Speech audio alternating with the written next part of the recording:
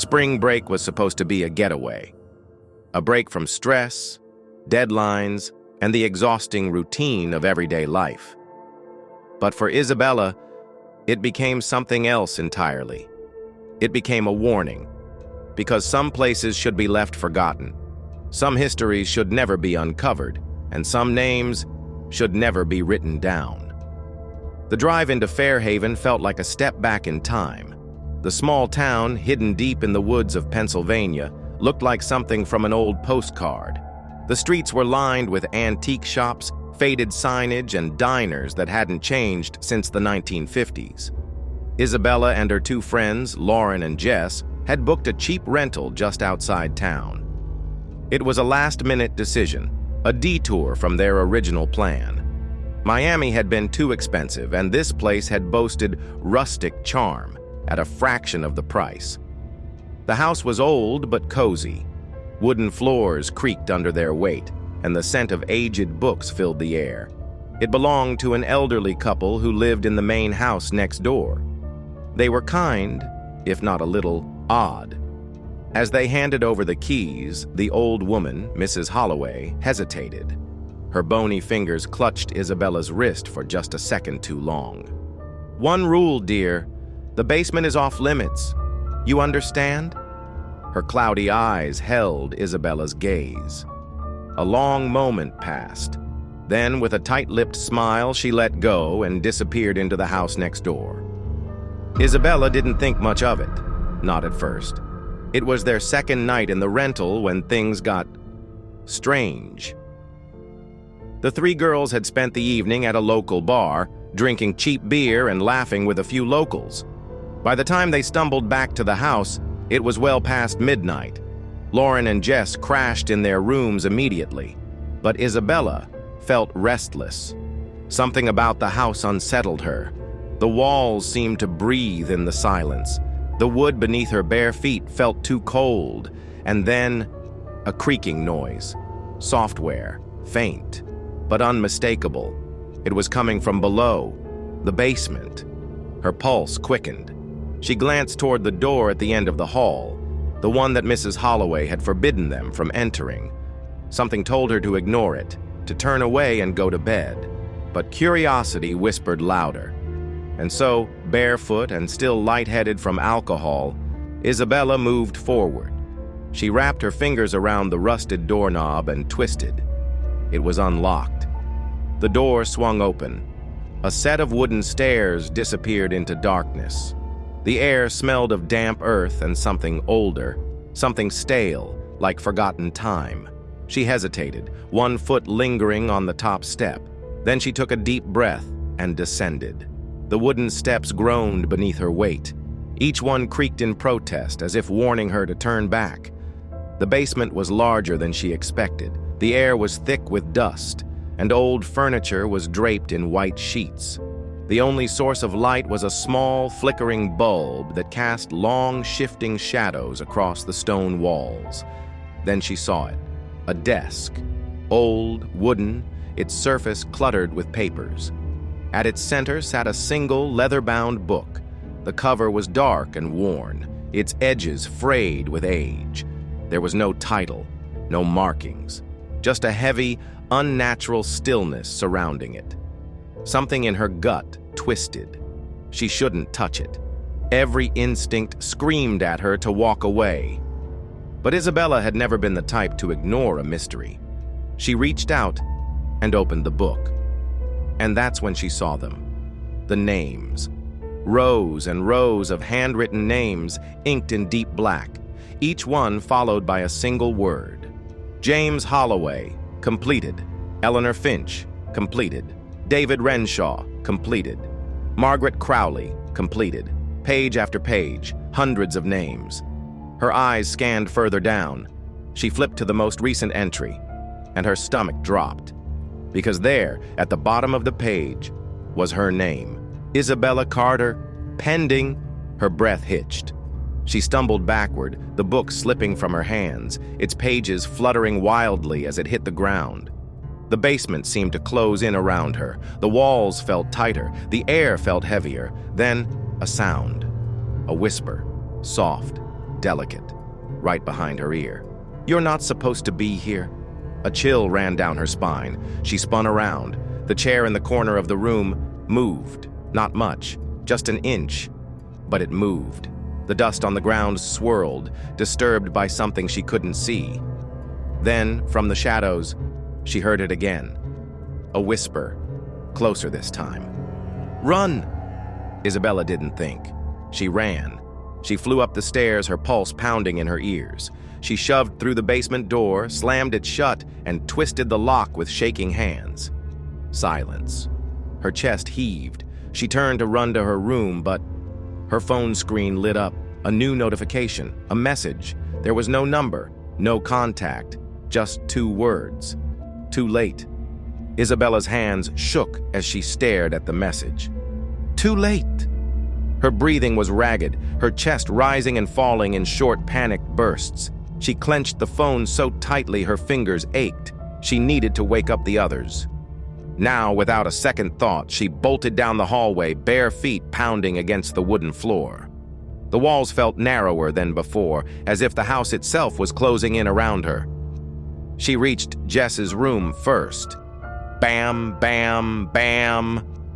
"Jess, wake up!" No response. She turned the knob. It wouldn't budge. The door was locked. Isabella slammed her palm against the wood. Still nothing. Then from inside the room, a soft creaking noise. Not the bed, not footsteps. Something else. Something slowly shifting in the dark. A chill crawled up Isabella's spine. She backed away. She had to get out of the house. The hallway felt longer than before. The walls stretched, distorting unnaturally, as if the house itself was resisting her escape. She reached for the front door handle, but the moment her fingers touched the brass, an icy jolt shot up her arm. It was freezing, as if something on the other side was waiting. She yanked her hand away, pulse hammering. Then, a voice, not behind her, not in front of her, but from inside her own head. The name is written. Her entire body locked up. The voice was soft, gentle, almost familiar, like someone whispering directly into her skull. Her breathing turned shallow. It must be finished. Number no. She clenched her jaw, forcing her body to move. She turned, sprinting down the hallway toward the kitchen, toward the back door. Her fingers fumbled against the cold metal handle. Click. Unlocked. She wrenched the door open, expecting the rush of night air, but stopped cold. Because standing in the doorway was Mrs. Holloway. Her frail frame blocked the exit. Her head was tilted slightly, lips curled into something between a smile and a frown. Her eyes, milky white and unfocused, stared right through Isabella. "Child?" Her voice was soft, sweet, wrong. "Did you open the book?" Isabella's lips parted, but no sound came out. Her throat burned. Mrs. Holloway took a step forward. "You shouldn't have done that." Behind Isabella, the air shifted. A presence. Something was behind her. She felt it before she heard it, the faintest exhale against her neck. Then, just above a whisper, "Isabella." She spun, but nothing was there. Nothing but shadows. Mrs. Holloway sighed. "The book only writes names that belong to the house, dear. You have 2 choices now." Her head tilted further, her old bones cracking at the motion. "Either you finish what was started," she smiled wider, teeth too white for someone her age, "or you become part of the house." Isabella's heartbeat thundered in her ears. This couldn't be real. This wasn't real. And yet, she could feel it. The wrongness in the air, the house breathing around her, the way her own name burned on the page of that book. "What do you mean? Finish it!" she forced out. Mrs. Holloway's smile faded. "A name written in the book must be crossed out." A silence stretched between them. "What happens if it isn't?" Isabella whispered. Mrs. Holloway's cloudy eyes darkened. "The house takes its due." Isabella's stomach dropped. She had to choose. Her breath was shallow as she backed away. Then, a thud. From upstairs, then another and another. Something heavy was moving. Jess, Lauren. Oh God! She had to get them out. She turned and ran back inside, bolting up the stairs 2 at a time. Lauren's door was open. Her bed was empty. Jess's room still locked. No answer. She grabbed a chair from the hallway, slamming it against the door. The wood splintered. Again and again. Crack. The door burst open. But the room was empty. The bed, the desk, everything was gone, as if no one had ever lived there. No, this wasn't possible. Tears burned her eyes. Where were they? Then she saw it. The book, sitting on the empty nightstand. The pages were fluttering on their own. A wind that shouldn't be there flipped them to the very last name. Her stomach clenched, because her name was no longer pending. It was crossed out, and below it, 2 new names had appeared. Lauren Myers, pending. Jessica Howard, pending. Isabella felt her pulse shatter. A presence filled the room. She turned, but it was too late. The last thing she heard before the darkness swallowed her was a soft whisper. Welcome home. The rental house sat quietly in the morning light. A for rent sign swayed gently in the breeze. From the porch, Mrs. Holloway sipped her tea, watching the road, waiting. Inside, in the darkened basement, the book sat open. Its pages flipped on their own, searching, waiting. And then, a new name appeared. Jacob Rivera, pending.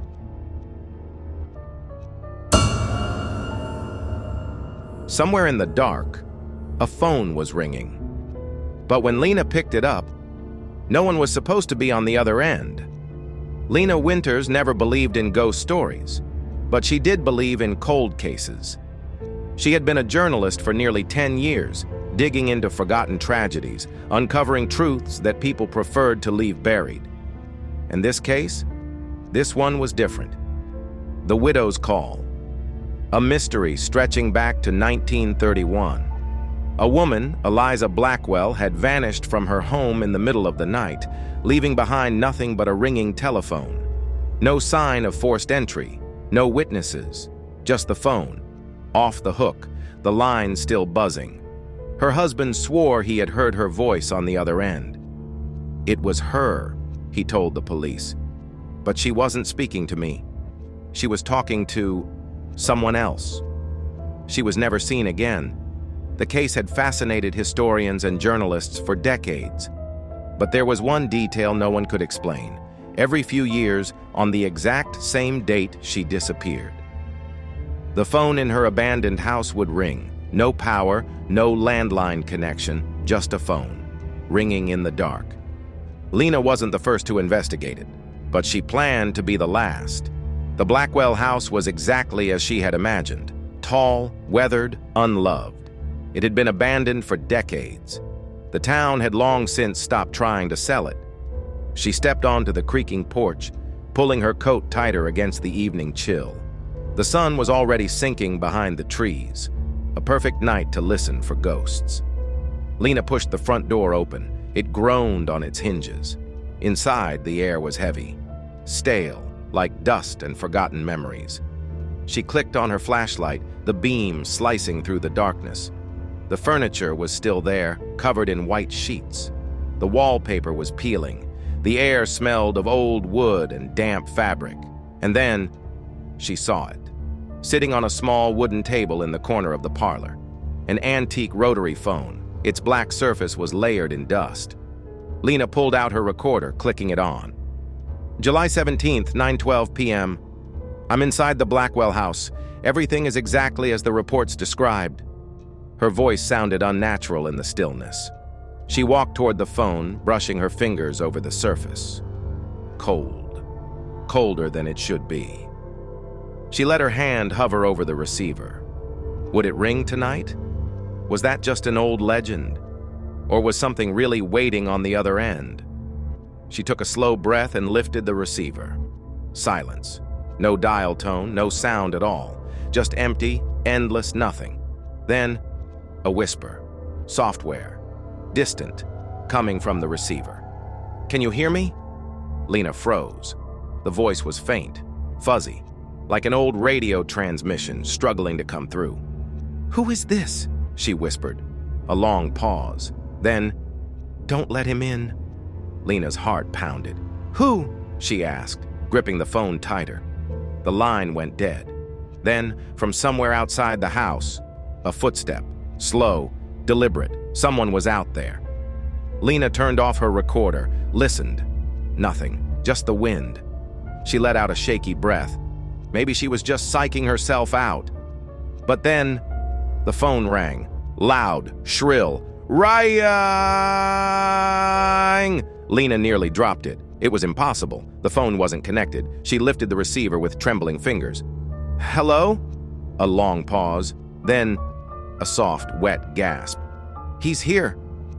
Lena's stomach dropped. From somewhere inside the house.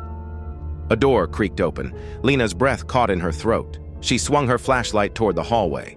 The house was still, dead quiet, but she could feel it. A presence. Something was watching her. She stepped toward the doorway, careful, deliberate. Then, a shadow moved. Just a flicker. Something darting past the end of the hall. She swallowed hard. "Hello?" she called. No answer. She tightened her grip on the flashlight. Maybe she wasn't alone in here after all. Maybe someone had been living in the house. A squatter? Or worse, a stalker. Her rational mind fought against the fear curling in her stomach. But then, the whisper came again. Software. So close it felt like it was right behind her ear. "Get out!" Lena whipped around. Nothing. Just shadows. Just silence. Her heart thundered. That was it. She was leaving. She turned toward the front door and froze. The door was open. She hadn't left it open. And standing just beyond the threshold, a figure, tall, motionless, watching her. Its face was hidden in the darkness, but she could feel it, the weight of its gaze. It wasn't human. Somehow she knew. Lena's entire body locked up, and then the phone rang again. "Ring! Ring!" Her hands shook as she reached for it. She pressed it to her ear. "You shouldn't have come." The voice was Eliza's. And then, the call cut out. The front door slammed shut. Lena was trapped. The silence inside the house was suffocating. Lena's pulse pounded in her ears as she turned slowly, scanning the room for movement. The figure, the one she had seen outside, was gone. But the door was locked. She lunged toward it, twisting the knob frantically. It wouldn't budge. Something was keeping her inside. The air in the house felt different now, thicker. The walls almost seemed to breathe. A deep, low creak echoed from the hallway behind her. Lena spun around, her flashlight trembling in her grip. The hallway was pitch black, except for one thing. A door at the very end, one she hadn't noticed before, was now open. Beyond it, only darkness. Something inside her screamed not to go near it. But she had no choice. The house was leading her somewhere, and if she wanted to get out, she had to follow. Lena took slow, careful steps toward the open doorway. Her breath came in short, uneven gasps. The closer she got, the colder the air became. By the time she reached the entrance, her fingers were numb. She lifted her flashlight. The beam barely penetrated the darkness beyond. It was a staircase, leading down, a basement. She swallowed hard. She didn't remember reading about a basement in the reports. Her heart told her to turn back. Her instincts screamed, but a voice in her mind whispered, "You have to know the truth." Lena placed one foot on the top step, then another, and then the door slammed shut behind her. She nearly lost her balance, catching herself against the railing. The darkness felt alive around her. A deep, steady thumping noise echoed from below, like a heartbeat. No, like footsteps, moving toward her. She lifted her flashlight, and then she saw it. Halfway down the stairs, a figure was waiting. The figure stood completely still, shrouded in shadow. Lena's breath hitched. Her flashlight flickered. The figure moved, just a step, but it was enough. Lena turned, ready to run, but something grabbed her wrist, ice-cold fingers clamping down, her scream choked in her throat, and then a voice, software, desperate. "Please, help me." Lena's breath caught. The grip wasn't violent, it was pleading. Shaking, she turned back. The figure had stepped into the dim glow of her flashlight, and for the first time, she saw her face. Eliza Blackwell, the woman who had disappeared in 1931. Her eyes were wide and hollow, dark shadows sunken beneath them. Her skin was pale, translucent, like a memory struggling to hold form. Her lips trembled. "He's still here." Lena could barely breathe. "Who?" she whispered. A sound echoed through the basement, a low chuckle. Lena froze. Eliza's gaze snapped upward. She whispered, urgent, "Run!" And then a hand shot from the darkness behind her, grabbing her by the throat. Lena gasped as ice-cold fingers squeezed. She kicked, struggling against the unseen force. Eliza's form flickered, like a weak radio signal about to cut out. "Let her go!" Eliza cried. The grip on Lena's throat tightened. Darkness swirled around her, pulling her deeper, and then a sudden piercing scream. Eliza's. Lena dropped to the floor as the grip vanished. Gasping, she crawled back, eyes wild. Eliza was being dragged into the shadows, her form twisting, fading. "Please," she sobbed. "Help me!" Lena lunged forward, but it was too late. Eliza was gone. The basement went silent. The air was empty. Lena's chest heaved, and then a whisper, so close, right behind her ear. "You shouldn't have come." Lena didn't turn around. She ran, scrambling up the stairs, slamming into the door. It flung open. She didn't stop, didn't breathe. She just ran, through the house, out the front door, into the night. Lena didn't stop until she reached her car. Her hands shook violently as she fumbled for the keys. She started the engine, tires screeching against the gravel as she tore down the road. Her pulse thundered. She didn't look back, not until she was miles away. The town lights flickered into view, the Blackwell house lost in the distance. Only then did she finally exhale. She had survived. She had escaped. And then her phone rang. Lena's blood ran cold. She hesitated. Her phone never rang this late. She reached for it, hands still shaking. And when she saw the caller ID, her stomach dropped. The number was impossible, because it wasn't a number at all. Just a name. Eliza Blackwell. Lena's fingers hovered over the screen. She shouldn't answer. Every instinct screamed not to answer. And yet, she did. She pressed the phone to her ear, her voice barely a whisper. "Hello?"